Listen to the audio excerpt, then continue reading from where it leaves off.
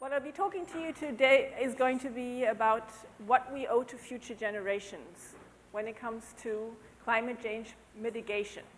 But I'll ask the question a little differently. What I'll be asking is, or what I'll be thinking about is why many of the most prominent contemporary theories about what we owe to future generations actually have very little to say about what is wrong with climate change. Now that is and that isn't surprising. It is surprising in a way because we think, well, if we think about if there's anything at issue with intergenerational justice, well, shouldn't it be climate change? It's one of the most threatening events that could occur to future generations. But it also isn't surprising in the sense that climate change is a pretty unprecedented kind of problem. That is, before nuclear power and climate change, there were very limited ways in which a current generation could influence the future in such terribly detrimental ways. I mean, the scope of power, of destructive power, never went that far. So it's not surprising that our moral theories haven't really spoken to that issue, or maybe have some trouble speaking to the issues, because nobody ever had to. So I know Dale Jamieson has spoken in this format before. His theory is just simply that morality is ill-equipped to deal with these new kinds of grand problems. Now, I would not go as far as Dale Jamieson. I'd say morality as such is maybe not ill-equipped, but it is probably true that our moral theories need some updating. And this is what I'll try to do today. So my talk is going to be in two and a half steps. I'll start with the half step. The half step will be making some preliminary remarks about some peculiarities about intergenerational relationships. That is, some peculiarities about how we relate to future generations as to how, compared to how we relate to our contemporaries. I'll just make very brief remarks, just to introduce you to the subject. Then my first main step is going to consist of running through three of the most prominent theories of intergenerational justice and try to sketch to you where the problem lies, why these theories can't really tell us what's wrong with climate change, why that is a wrong for future generations.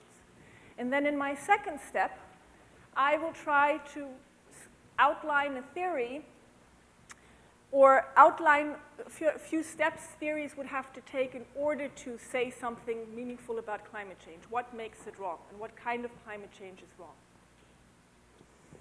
Okay, so let me start with some peculiarities of our intergenerational relationships. And I'll go to the, in both steps, I'll start with the least persuasive and go to the most persuasive, or the least interesting to the most interesting. So I'll name three. The first one is, and that might not impress you very much, is that because future generations do not yet exist, there is no way of cooperating with them in any way. Now, you might say, why is cooperation important? Now, philosophers sometimes will ask, well, why do people have duties to each other? And then there's a whole school of philosophy that says, well, duties of justice, as opposed to duties of humanitarian aid, duties of justice that can be enforced only arise in context of cooperation. Now, if you have a relationship, as it is between contemporaries and future generations, where cooperation is in principle impossible, then this whole school of philosophers will say, well, maybe then there can't be any duties of justice if there's no cooperation. So that's one difficulty. The second difficulty is, given that future generations don't currently exist, there are serious epistemic limitations about what we can know about them.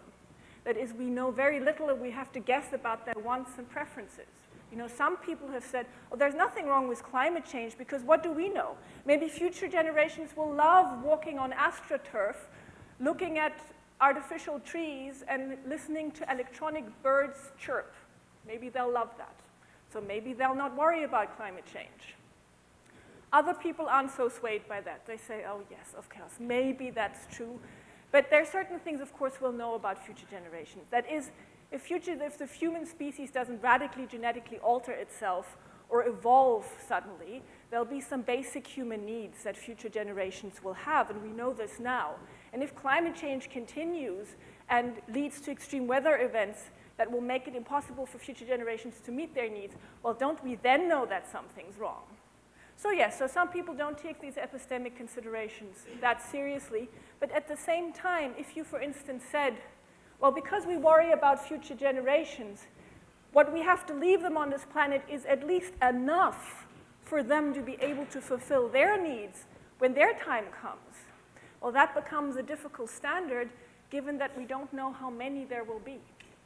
So if you have to share something about amongst an infinite number of people, it's very difficult to share because how much are you going to leave for each? I mean, that might be a practical problem you might not find very persuasive.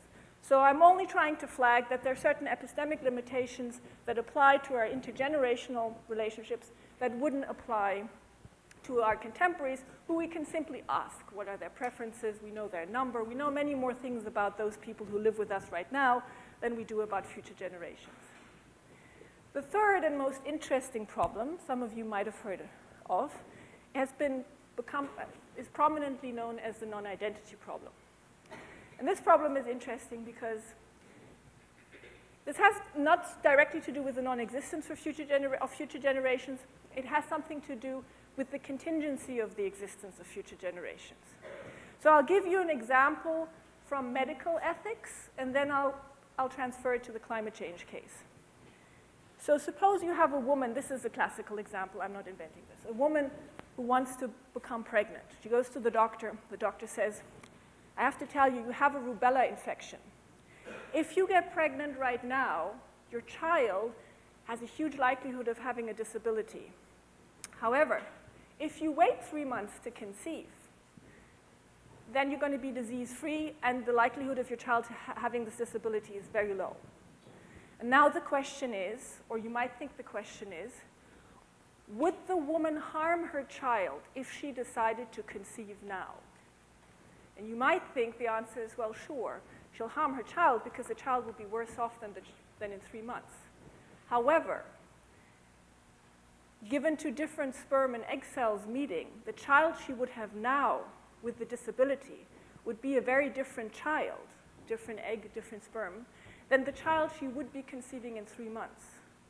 So the comparison we would be asking to make is, so you can't make an intrapersonal comparison. You can't say, would this child be worse off if you conceive now as opposed to in 3 months?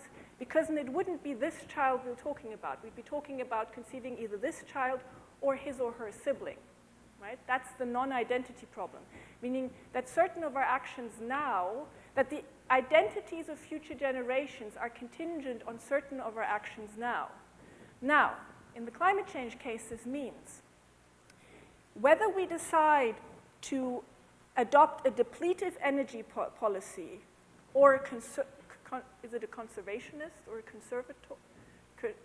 a energy policy that conserves, I'll just put it that way, energy, that will lead to radically different lifestyles. So if we go on depleting, for instance, we'll be just using our air conditioners, driving our cars, leaving lights on late, and just being, well, not very careful with our energy use.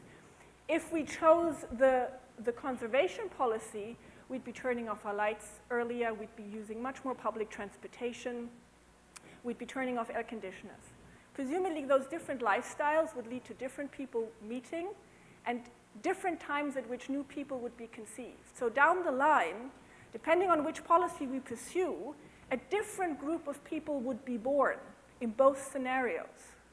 So asking the question, would adopting a depletive energy policy harm future generations? You could say that's a ridiculous question.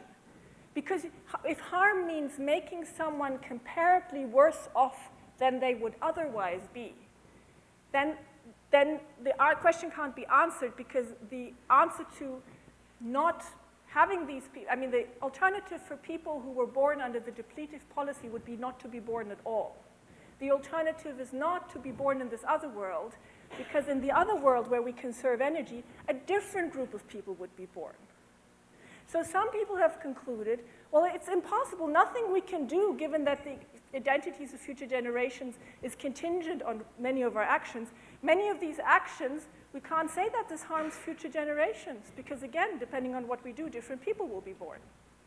Now, I'm mentioning it because it's a kind of interesting peculiarity, but I don't think it stops us from saying things about future generations and wrong-making things, because even though we probably can't say in many cases that our actions harm future people, again in the sense of making them comparably worse off than they would otherwise be, we could still wrong them, right? We could still do things that are just wrong, regardless of whether this person or the group would have existed independently of our actions. And so now when I go through the three theories of intergenerational justice, these theories all have these problems in mind, these peculiarities of intergenerational relationships. So they'll not speak of harm, they'll speak of wrong, certain wrongs to future generations. And then we can re-ask the question. So if we're not talking about harm, but we're talking about wrong, we can say, well, what do we owe to future generations? What would it be wrong not to provide? And now I'll go through three theories. And these three theories aren't, oops, sorry. You don't have to have studied philosophy to understand them. They're going to be very intuitive, all three of them.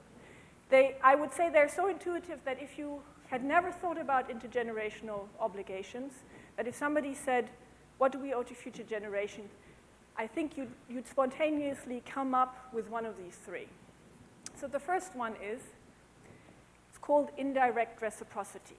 And what this means is, what we owe to future generations has something to do with what was left to us by the previous generation. Pretty natural thought to think that. So this comes in two versions. We could understand it in two versions. And the questions I'll keep posing to all the theories I'm going to discuss is, can they explain what's wrong with climate change? Or what's wrong with perpetuating climate change and not aggressively mitigating it? So this theory comes, what I call indirect, or what is called indirect reciprocity, comes in two versions. One, we could say, well, what we owe to future generations is roughly the equivalent package of things that we inherited from the past generation. Right? So it's going to be sort of the whole bags of goods. We could have a literal explanation and say what we owe to future generations is exactly what we received from previous generations. But that quickly becomes implausible because that means that no human innovation, no progress could take place.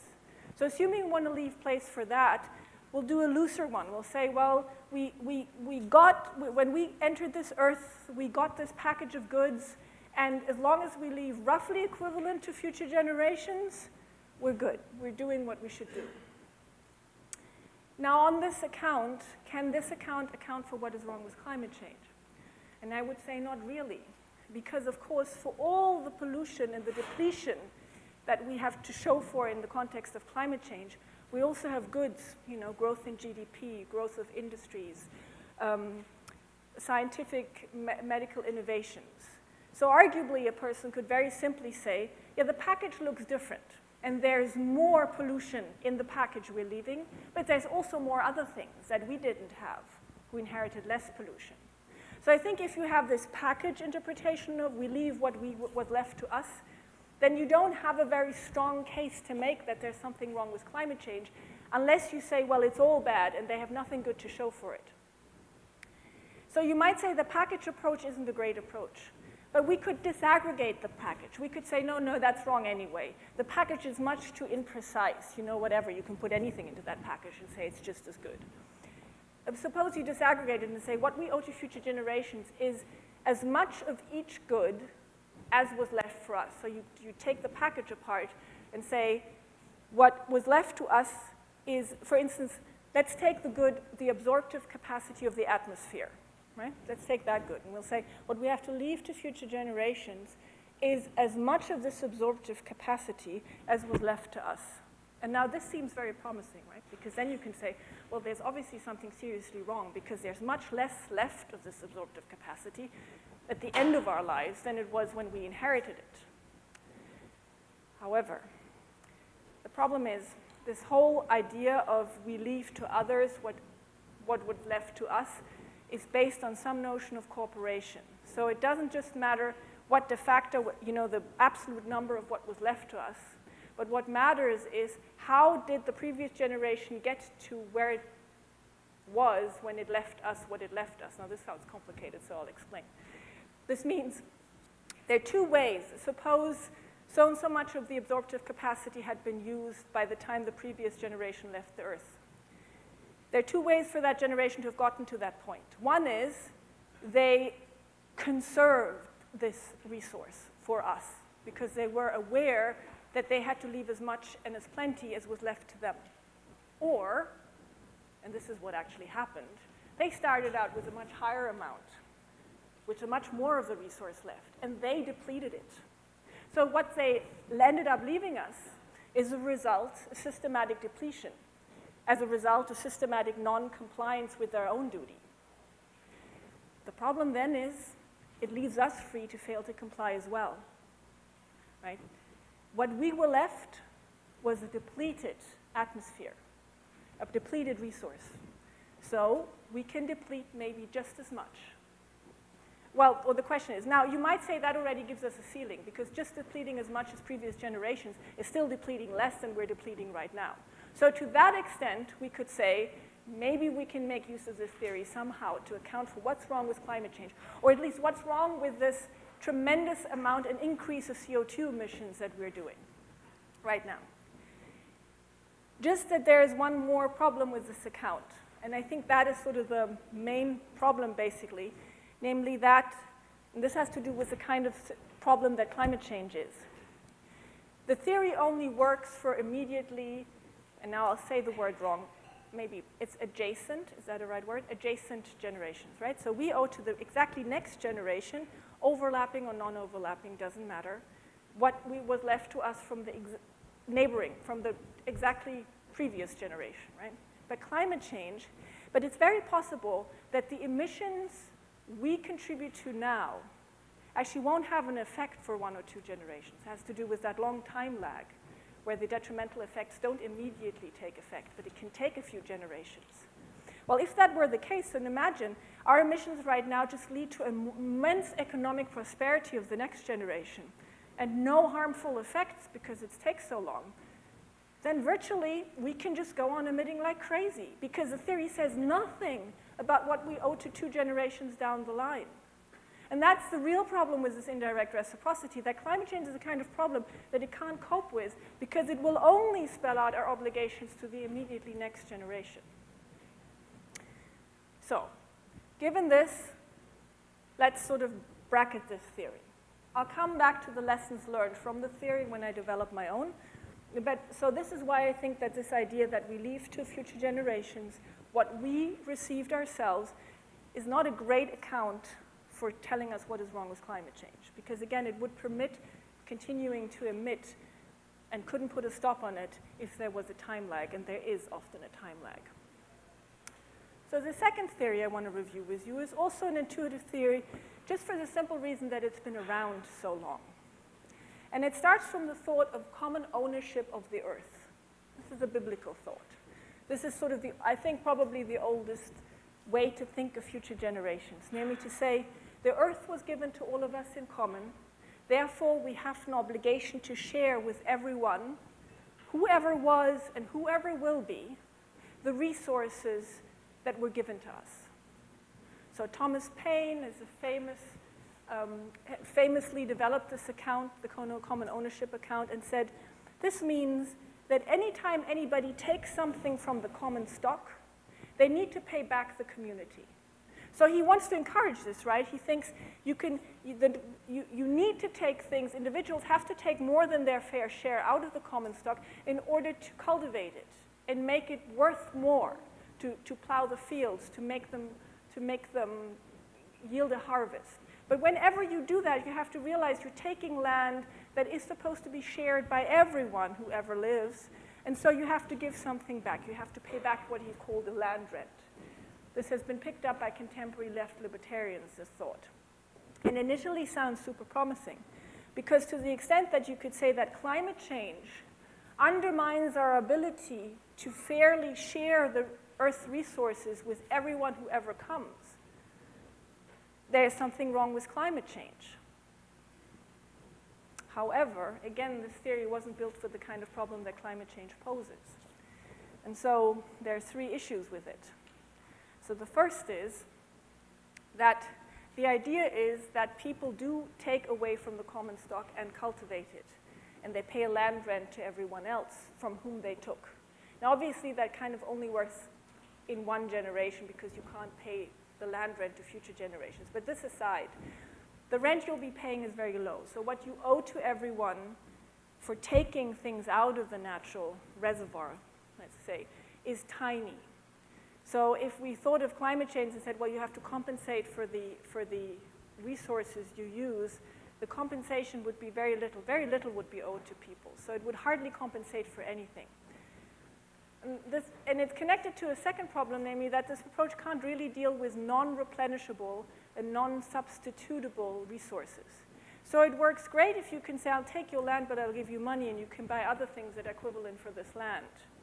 But take the absorptive capacity of the Earth. Well, first of all, it wasn't always, sorry, not the Earth, the absorptive capacity of the atmosphere to absorb CO2. This resource wasn't always valued because for a long time, we weren't able to use it up ever. And for a long time, it was thought it couldn't be used up. It was just endless sink where we could pour garbage into. It's only recently become clear that this is a very valuable resource, which is a kind of problem because then in the previous, well, it's not a problem because as long as it was replenishable, people could take as much as they wanted and enough would be left for others. But it's a finite resource. Now, the problem is, how do you share a finite resource across so many generations you cannot count? If you have to share a finite resources across with everybody who will ever come, that means you can really take very little, which you might think is great because you could use common ownership to have a very, I want to say conservative, but I don't mean conservative, but a policy that was very conservationist because you could say people are only allowed to take resources that are replenishable and they're not allowed to take non-replenishable resources. And that would be an exciting approach. I've never seen that developed fully, and my suspicion is that if you did develop it fully, it would lead to intuitive results in terms of some resources, but counterintuitive results with regard to other resources, because it's not in fact true that all finite resources are such that they're non-substitutable, or that it's not going to be the case that at some time it's okay that they're been used because we find other resources. So usually when I have this discussion with libertarians and say that the absorptive capacity of the atmosphere is a non-replenishable and non-substitutive and finite resource, they laugh at me and they say, well, you, Anja, you don't understand the human ingenuity, and there's every reason to believe we'll have technologies that will solve that problem and we'll be able to replace it. Now, I think that's crazy, but you'd have to. But if you hold this view, you kind of have to insist on it, because otherwise the approach doesn't work for these kinds of resources that are important for climate change. And finally, the common ownership approach would criticize people for perpetuating climate change if it undermined people's fair shares to natural resources. Now, the absorptive capacity of the atmosphere is one resource I've been mentioning, but apart from that, most other resources aren't actually going to be directly affected by climate change. You might think I'm crazy here because you'll say, but what about the heat waves? What about the flooding? It's going to coastline erosion. It will take away lots of these people's fair shares. But that's not technically true. I mean, people will still have their fair shares. It might be more difficult for them to use them, but that's not what the common ownership approach guarantees. It guarantees a fair share and not much more. So again, it won't have that much to say. Now, there's been a new version, sort of the latest book on global justice has taken this, revived this common ownership approach and tried to make it work for something like climate change. And the way that this new approach has tried to make it work is say, it's not that everybody has a fair share to particular resources on the Earth, but everybody has a fair share to those to that part, or to as much of the natural resources and spaces as everybody needs to fulfill their basic needs. That's what this new Matthias Risse approach says about, that's what common ownership, that's how we should understand it. And indeed, if this is how we understand common ownership, it can tell us directly what's wrong with climate change. Because to the extent that climate change is going to undermine the ability, the livelihoods of future people by destroying crops, leading to floodings, heat waves, mudslides, it will undermine the ability of future generations to use those natural resources to fulfill their basic needs. So that would be a great approach. And I will get to what is really good about this approach in a moment. The problem with combining it with the common ownership approach is just that there's a tension between saying everybody has a fair share in natural resources and everybody has a right to fulfill their basic needs. Because, look, if you consider replenishable natural resources, then there's really no reason to restrict a person's individual's fair share to what they need for their basic needs or what they require to satisfy their basic needs, because it's replenishable. They can take as much as they want. You might say, well, that's a negligible problem. That's just good. But on the other side, if you take a non-replenishable resource, natural resource, then nobody, given that it has to be shared fairly across generations, will ever be able to take enough to satisfy their basic needs. It's just not going to go together. There's no guarantee that these two things fit together, what you need as a basic resource and what it needs to fulfill your basic needs. So while this kind of new approach would be very helpful, whatever is helpful about it is not from the common ownership approach. The common ownership approach actually just contradicts it in a certain way, so it doesn't go easily together. What this approach does make use of is an idea of human rights. And this is now the third approach I'm going to turn to, namely the third approach to intergenerational justice that's become sort of trendy in recent years, where people say what's wrong with climate change is that it violates the human rights of future persons to life, health, subsistence, and possibly to shelter. Right? So Simon Caney is a big proponent of this. And he's written several papers on this.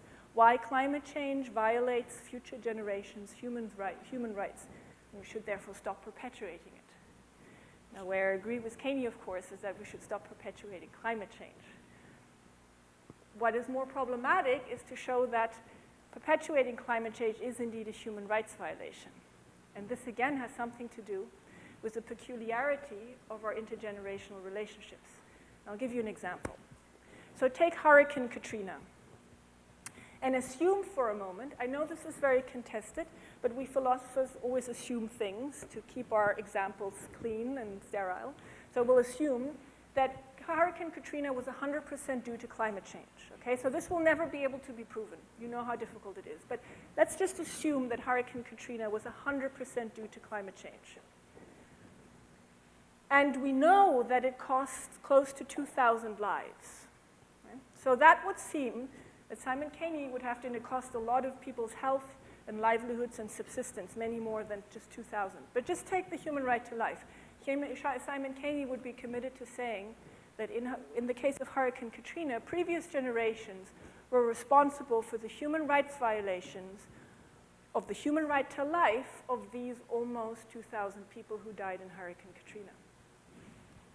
This would mean that the bipartisan House Committee, a failure of initiative, was wrong when it suggested that really what went wrong and who's responsible for these deaths is the then US government, who had failed to prevent a long anticipated disaster. They knew this, and they had acted too slowly and too indecisively, and that's what killed these people. So we might say, so because, if the whole blame is on past generations, then it's obvious, then it would follow that the US government can't be at fault. If this was a result of climate change, it was a human rights violation of previous generations. Now, I should say I find that problematic. Not because I think past generations should just be able to pollute, but because it does seem to me that the primary person or primary agency to blame are the contemporaries who failed to avoid this disaster. And that for pragmatic reasons, we'd actually be ill-served to try to point the fingers to past generations who have long been dead. And I'll give you another illustrative example. This is hypothetical now, to draw out my point, why I think it would be problematic to attribute this to a human rights violation of past generations. So take the example of somebody who had very publicly poisoned a well 100 years ago. This was very public, everybody knew about it. This is 100 years ago. Now, many things would have to go seriously wrong for anybody today to drink of this well. Because, why isn't it signposted? Why isn't it fenced off? Everybody knows about this. So why aren't current people, the people currently living, doing things to prevent people to drink from this well? We'd ask, right? Now, you could say there are two reasons that people would still drink from this well, even though it was signposted, even though it was fenced off. And the two reasons could be, first, there is no other drinking water. This is the last drinking water there is. They have to drink from this well. Or there is enough drinking water on the world, on this earth, but it's very badly distributed. Only the rich get to drink the water. The poor don't have water. They'll have to end up drinking from this well. Now, I would say, in the first case, where there is no other water to drink, this would indeed be a case of intergenerational human rights violation. Because what would have happened is that a person in the past would have committed an act that was unpreventable from, well, it was inevitably, how do I put this? It was inevitable to lead to the death of future persons. There was nothing an intervening agent could do because there was no other water left. There's a direct link between what happened then and what couldn't be prevented today, and it led to the death or poisoning of someone who drinks of it. That's, I think, a case. It's much narrower than what Kelly thinks, right? Because there's a direct connection. Because in the second case, where there is enough water to drink, but it's badly distributed around the planet, that, I think, is purely a problem of contemporaries. There's no reason in the world that these poor people didn't have enough to drink. It was the fault of the maldistribution of water in this world. And it was the responsibility of the contemporaries of the people having to drink from the water to distribute this water fairly. This is now parallel to this saying that the US government is to blame for what happened to Hurricane Katrina and not previous generations. So my point is, if you have this very broad understanding of human rights violations, as somebody like Simon Caney seems to, then almost anything that happens today, or many things, are going to be attributed to human rights violations of past generations. Your forefathers built New York City. New York City leads to many deaths. So is every death that occurs on account that it happens in a city that was built by your forefathers the fault of your forefathers? Did they commit human rights violations by having people killed today? No, probably not, because we have enough means to prevent that. I mean, there's something normal about intergenerational interactions whereby what previous generations have done poses some risk or leads to situations that are risky that we then have to deal with and we can be expected to deal with in some way. If somebody then dies, it's really not their fault, it's our fault. So I would say that the only way to make this human rights approach work is really to understand it very narrowly. It would have to inevitably lead to the death of someone in the future, unpreventably. And then you might be able to speak of a human rights violation in some sense. So this leads me now to the second step. So now I want to draw the lessons from the shortcomings of these theories I just mentioned, indirect reciprocity, common ownership, and human rights, and try to say what a theory would need that could deal with what's wrong with climate change. So the first lesson to be taken from the indirect reciprocity approach is the theory can't focus so much on proximity, that is how close is, just on neighboring generations. It has to focus on impact. Meaning that what we should track when we track the responsibility of one generation is not their relationships to the next generation, their children or grandchildren, but where the impact of their actions will end. So if the impact does not materialize until in 500 years, it is the generation living then that is the recipient of our duties. We have duties towards them. So the first thing is, don't focus on proximity, focus on impact. The second lesson from the common ownership approach is, don't focus on particular resources. So don't focus on, distributing particular resources amongst everyone in the planet. I think that is not going to be, that's going to work for within one generation, but it's not going to work very well intergenerationally. So instead, focus on what people can do, what you think people should be able to do with whatever resources that are there. And if they can do what we think they should be able to do, then it doesn't matter if they have run out of a particular resource or not. And the third point, and that's maybe the most important point to take away from the human rights approach, that this theory has to appreciate the indirectness and the inevitable indirectness and messiness of intergenerational relationships. That it is not a clean thing. Past generation leave us usually, and that's inevitable, leaves us with good things and with bad things, leaves us with certain risks, leaves us with certain opportunities. That's part of the normal package. What we then have to do, though, is distinguish what's part of this normal package with what's happening in the context of climate change. And here is where I think what makes climate change so precariously dangerous. Climate change, to a certain degree, risks. It's not risking, what Karnein's worried about, the actual death and the actual illness of future generations, which it does too. But even before that, it risks making future generations have to pour all of their energies into avoiding catastrophic events. So you could imagine a future where we've perpetuated climate change to such an extent that future generations won't be able to, young people like yourselves, won't be able to choose your professions, like study philosophy, study art history, study anthropology, because there's not going to be any time to lose. Everybody will have to become a scientist of sorts to be able to deal with the problem at hand, because otherwise catastrophe will strike. That, I think, changes the normal messiness and impact that past generations always have on future generations, into something that is akin to, I'll give it a word now, but that's not so important, something to domination. It determines their lives completely. I mean, to some extent, that might already have happened, when now lots of energies have to be put to, preventing the Dutch from being submerged underwater. 80% of their land is under sea level. So many of their scientists and many of their efforts have to go in trying to see how to build floating cities, for instance. And it's not that that can't be a flourishing life, to dedicating it to try to avoid disaster. But the problem is, I don't think that's kind of overstepping our entitlement or the boundaries of what we're entitled to within our relationship to future generations.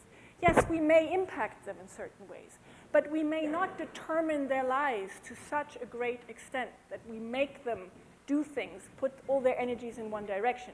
So to take the pond example again, if the past poisoner had made it the case that not only do we have to signpost or fence off this poisoned well, but if it had made the case that the only way to get drinking water is to pour all our energies in trying to clean up this well and preventing disaster from occurring, that would have been an intergenerational injustice. And that's, I think, the risk of this is what really makes climate change wrong.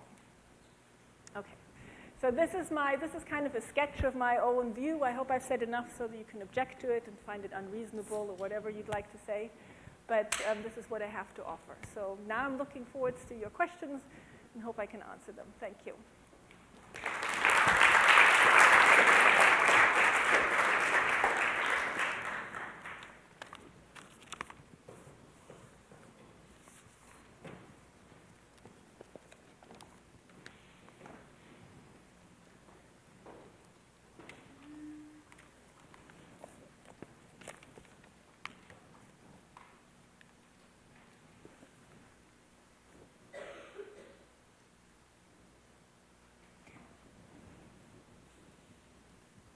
Thank you for that. That was really interesting.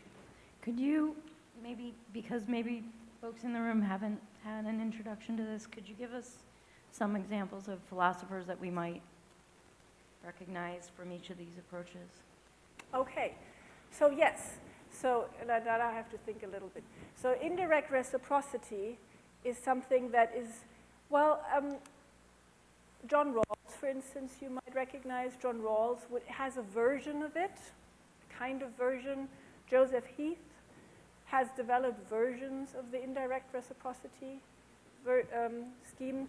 Now, common ownership is a very, very old idea. Again, it goes back to Leviticus in the Bible, the idea of the Jubilee. Then Thomas Paine picked it up.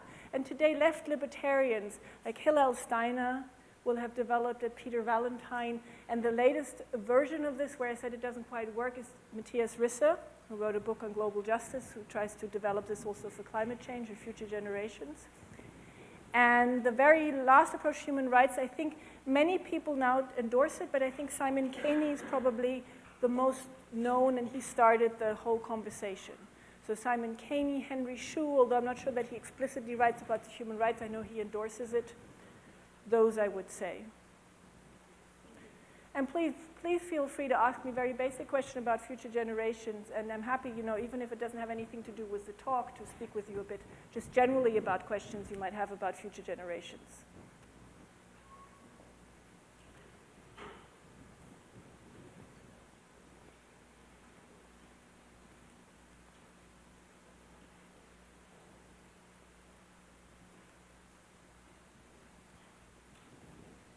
Hi, I was wondering how population size increases and decreases factor into what we owe future generations, and if there's any theories about projected population increases in certain areas of the world and how that affects resource conservation.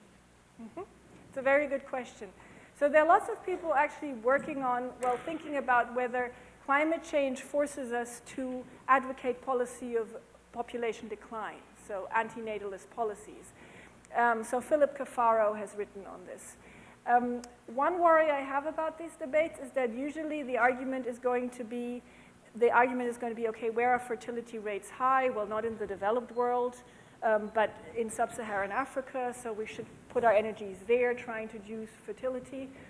The problem with that approach is twofold. I mean, first of all, it's kind of pointing the fingers to other people, and the carbon footprint of people in sub-Saharan Africa is minute. Right? I mean, it's because population is not intrinsically a problem. The problem is a population that has huge carbon footprints. So there is actually a growing debate about the worry about population growth and what is a sensible number, or what is sensible policies to approach a population with. It always has a bit of a problematic, I mean, it easily gets problematic because it's always going to be pointing fingers to others, and usually to people who don't have a large footprint. So I think a good debate would focus on the rich developed nation and think, can they even afford replacement levels given the carbon footprint right now?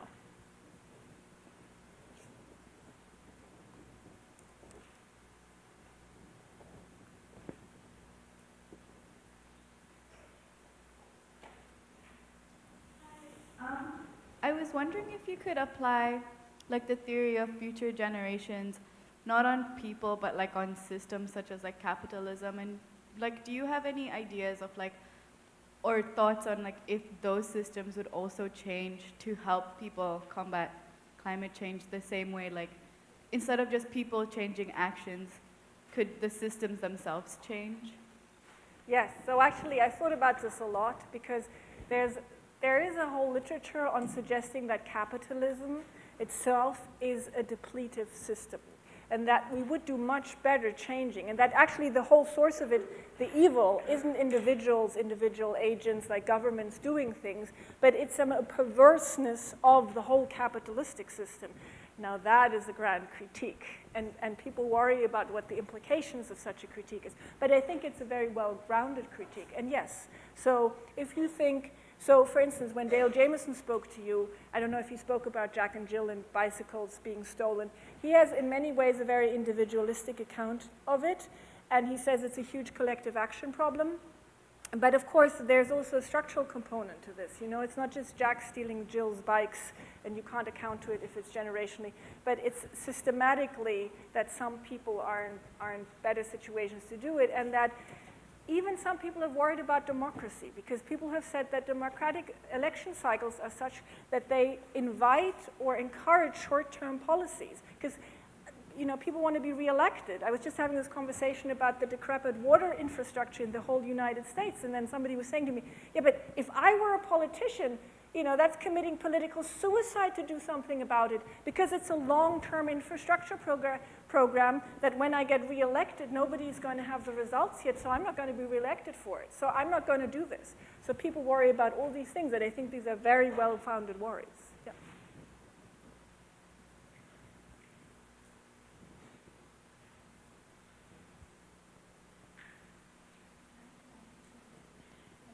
I have a question. So when you say the climate change and intergenerational impact. So for example, you see the climate, it's not only the one factor, there are so many factors, social, economical, political factor. So if we see the composition of factors on the one hand, but on the other hand, which part of the generation will be more affected? For example, in terms of gender, even when you see the poor, so which part of the poor? Women or LGBT communities.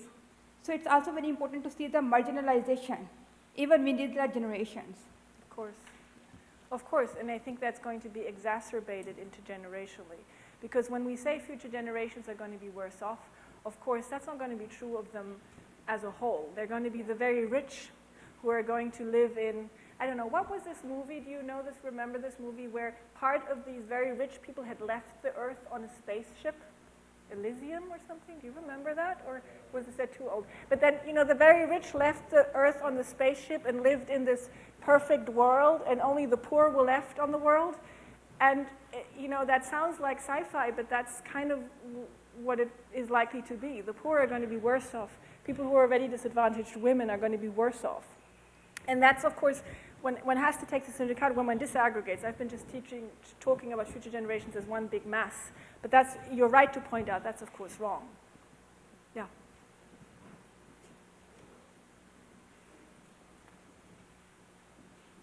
To follow up on that, I wonder what you have to say about intra versus intergenerational equity. Well, that's a difficult question, because these two can conflict, of course. You know, if we start radically curbing emissions, if we did that globally, then the people who would be most harmed would be the poor. So that might violate our intragenerational obligations to the poor right now in order to make the intergenerational, fulfill our intergenerational obligations. And that's a very, very tough one. And we have to say, well, to whom do we owe more? Our contemporaries or future generations? And there are different considerations speaking for both. The people living today, well, they're already born. But the people in the future, they are our children. Maybe we owe them more. But I'm saying that there is going to be a tension, because we're talking about limited resources. We can't do both. We can't lead to prosperity all around the world at the same time as combating climate change to the aggressive degree we need to fulfill our intergenerational obligations. There's going to be some very difficult trade-offs. I mean, one could say, possibly is because when future generations, since they're not born yet, maybe we do need a radical, you know, what you were mentioning in the back there, population policy in order, because if there are fewer future generations, you know, if they're not born, they're not harmed. Once they're born, we owe them things. So if we have fewer future generations, there's going to be fewer things we have to do for them, and then we can do more for the contemporaries. But these are really, really tough questions, and it is a very difficult tension there between them. So yes, absolutely. Any more questions?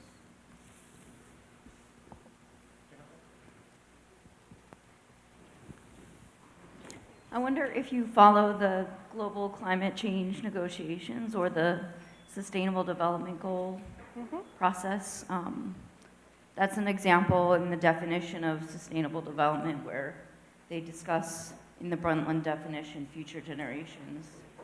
So from your perspective, is that a correct way of thinking? Is the philosophy informing the policy correctly, or do policymakers at a global level need to be better informed about what you're thinking, or? Well, I think, these are all laudable. The Brundtland report, the Brundtland definitions, they're all laudable definitions.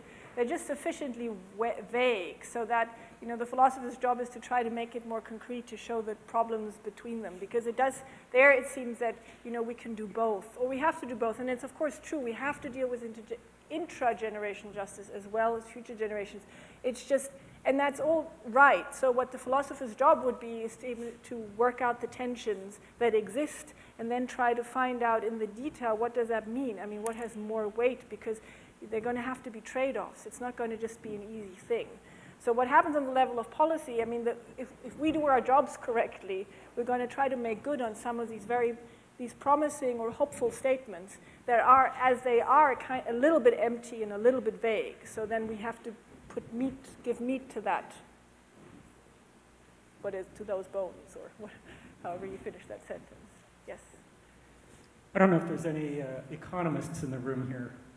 I'd be interested to be a fly on the wall in an argument about discount rates and ethics. Okay.